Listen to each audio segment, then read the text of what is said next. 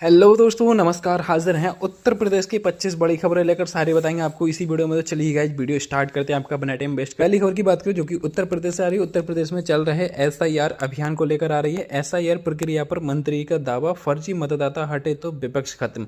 योगी सरकार के मंत्री धर्मपाल सिंह ने एसआईआर प्रक्रिया को लेकर लोकतंत्र की मजबूती के लिए जरूरी बताया है। उन्होंने दावा किया है कि इससे विदेशी घुसपैठिया और फर्जी मतदाता सूची से बाहर होंगे, जिससे विपक्ष का सफाया होगा। मंत्री जी ने आरोप लगाया है कि कांग्रेस और सपा ने बड़ी संख्या में फर्जी वोटर जोड़ रखे हैं, इसीलिए वे एसआईआर से घबराए हुए हैं। उन्होंने 2027 में भाजपा की भारी जीत का अनुमान लगाया हुआ है। अगली खबर की बात करें जो कि एसआईआर को लेकर आ रही है। एसआईआर दबाव से मौतों पर बवाल, वाराणसी में समय बढ़ाने की जोरदार मांग। यूपी में एसआईआर प्रक्रिया के दौरान प्रक्रिया को लेकर विरोध तेज हो गया है। फतेहपुर में लेखपाल सुधीर कुमार की मौत के विरोध में बस्ती की 4 तहसीलों में धरना प्रदर्शन हुआ, जबकि देवरिया में ऑनलाइन मीटिंग के बाद बीएलओ अंजू दुबे की मौत ने प्रशासन की कार्यशैली पर गंभीर सवाल खड़े कर दिए हैं। इस बीच वाराणसी में कांग्रेस समेत कई राजनीतिक दलों ने एसआईआर की अंतिम तिथि 6 माह बढ़ाने की मांग की है। उनका मानना है कि किसानों की व्यवस्था और मतदाता सूची की अनुपलब्धता के कारण कार्य जल्दबाजी से हो रहा है। अगली खबर की बात करें जो कि अखिलेश यादव को लेकर आ रही है। अखिलेश यादव का एक बड़ा बयान सामने आया है। मृतक बीएलओ के आशुतोषों को सपा देगी 2 लाख रुपए। समाजवादी पार्टी के अध्यक्ष अखिलेश यादव ने घोषणा की है कि यूपी में ड्यूटी के दौरान जान गंवाने वाले बीएलओ के परिवारों को सपा 2 लाख रुपए की आर्थिक सहायता प्रदान करेगी, और उन्होंने चुनाव आयोग से भी मांग की है गंभीर मानसिकता दबाव और कार्यभार के चलते उन्हें 1 करोड़ रुपए का मुआवजा दिया जाए। अगली खबर की बात करें जो कि कानपुर से आ रही है। कानपुर नगर निगम ने 352 लोगों को दिया अल्टीमेट नोटिस। कानपुर नगर निगम बकायेदारों पर सख्त कार्रवाई कर रहा है। जोन 3 में 352 और बकायेदारों को नोटिस जारी कर दिया है, जिन पर 6.33 करोड़ बकाया है। 1 दिसंबर से कुर्की की जाएगी। वित्तीय वर्ष 2025-26 में 750 करोड़ राजस्व वसूली का लक्ष्य है। महापौर में निधि अधिकारियों को वसूली में तेजी लाने का आदेश दिया। इसके बाद अगली खबर की बात करें जो कि गोरखपुर से आ रही है। गोरखपुर में मनरेगा फर्जीवाड़ा उजागर हुआ है। 3 ब्लॉक में जांच के आदेश के बाद गोरखपुर में मनरेगा योजना में बड़े फर्जीवाड़े के संकेत मिलते ही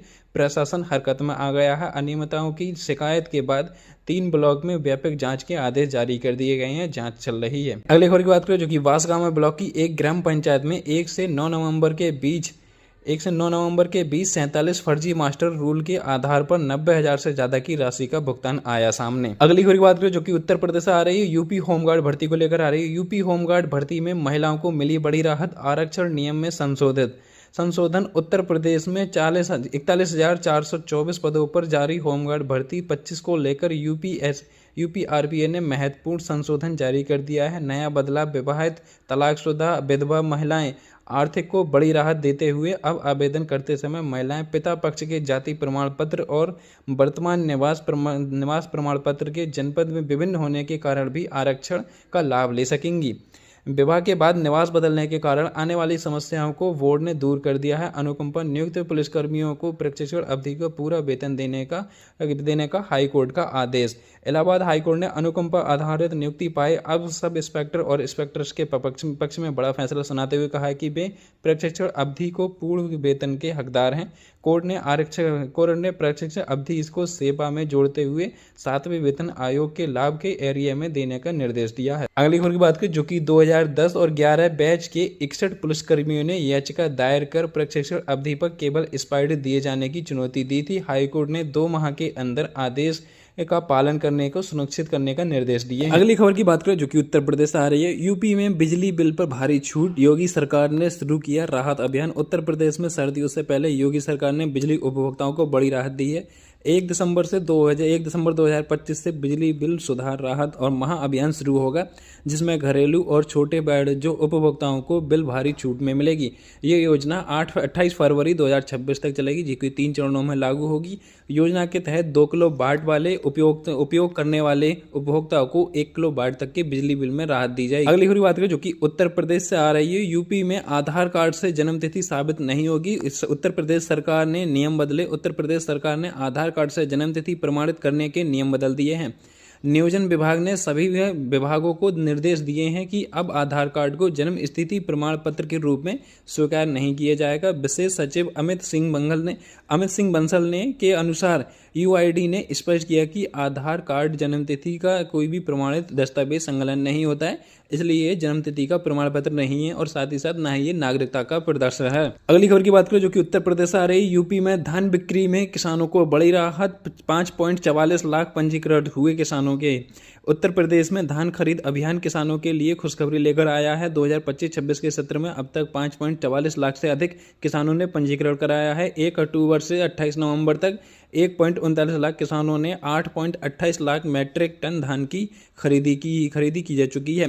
प्रदेश में 4255 क्रय केंद्र स्थापित। अगली खबर की बात करें जो कि वाराणसी से आ रही है। वाराणसी में एसआईआर की तारीख बढ़ाने की मांग, राजनीतिक दल बोले 4 दिसंबर तक संभव नहीं हो पाएगी। वाराणसी में एसआईआर प्रक्रिया की अंतिम तिथि बढ़ाने की मांग को तेज कर दी गई है। कांग्रेस समेत कई राजनीतिक दलों का कहना है कि किसानों की व्यवस्था और मतदाता सूची के समय पर उपलब्ध न होने की वजह से ये प्रक्रिया जल्दबाजी में कराई जा रही है। दलों ने सतर्क दिया कि 4 दिसंबर तक एसआईआर पूरा करना असंभव है और ये संभव नहीं है, कम से कम 6 माह का समय बढ़ाया जाए। अगली खबर की बात करें जो कि पूर्वांचल से आ रही है। पूर्वांचल को बड़ी सौगात, पूर्वांचल के लिए एक बड़ी खुशखबरी निकलकर सामने आई है। सहजवाना दोहरा घाट रेल लाइन की परियोजना तेजी से आगे बढ़ रही है। इसी रास्ते पर 11 नए रेलवे स्टेशन बनाए जाएंगे और जिसकी तैयारी लगभग पूरी हो चुकी है। पूर्व उत्तर रेलवे ने ये महत्वाकांक्षी परियोजना 3 चरणों में पूरी होगी। इसके बन जाने के बाद गोरखपुर से वाराणसी, छपरा और प्रयागराज तक जाने का सफर आसान और सुविधाजनक होगा। अगली खबर की बात करें जो कि कानून व्यवस्था को लेकर आ रही है। कानून व्यवस्था से दृढ़ करने के लिए पुलिस विभाग ने बड़ा फेरबदलाव किया है। 9 अधिकारियों का तबादला कर गोरखपुर पुलिस विभाग ने एक बार फिर से बड़ा तबादला हुआ है। एसपी विनीत जायसवाल ने कानून व्यवस्था को मजबूत रखने के उद्देश्य से लंबा समय से एक ही स्थान पर तैनात 7 इंस्पेक्टर और 2 सब इंस्पेक्टर की तैनाती में बदली की गई है। कुल 8 थाना अध्यक्षों के कार्य पक्ष में क्षेत्र और फेरबदलाव किया गया है, जबकि एक इंस्पेक्टर को नई जिम्मेदारी सौंपी गई है। अगली खबर की बात करें जो कि उत्तर प्रदेश से आ रही है। सीएम योगी का निर्देश, जेवर एयरपोर्ट के सभी कामों को लाइसेंस और प्रक्रिया 5 दिसंबर तक पूरा करें। जेवर में बन रहे नारदन इंटरनेशनल एयरपोर्ट का समय पर शुरू होने के लिए उत्तर प्रदेश के मुख्यमंत्री योगी आदित्यनाथ ने सभी विभागों को तेज गति से काम पूरे करने के निर्देश दिए। गुरुवार को सीएम योगी और केंद्रीय नागरिक उड्डयन मंत्री खेजापुर राममोहन नायडू ने एयरपोर्ट का निरीक्षण किया। समीक्षा बैठक के मुख्यमंत्री ने यह स्पष्ट किया कि ये एयरपोर्ट से जुड़े सभी विशेष कार्य और लाइसेंस प्रक्रिया 5 दिसंबर तक हाल में पूरी हो जानी चाहिए। अगली खबर की बात करें जो कि उत्तर प्रदेश में बन रहे गंगा एक्सप्रेसवे को लेकर आ रही है। गंगा एक्सप्रेस का निर्माण अंतिम चरण में है। दिसंबर में ट्रायल रन, जनवरी 2026 में उद्घाटन संभव है। प्रदेश के सबसे लंबे 594 किलोमीटर लंबे के गंगा एक्सप्रेसवे का निर्माण तेजी से अंतिम चरण में पहुंच गया है। लगभग 95% कार्य पूरे होने के साथ ही मेरठ और बदायूं सेक्शन लगभग पूरा तैयार है, जबकि उन्नाव हल्द्वानी सेक्शन में सिर्फ 5% काम शेष बचा है।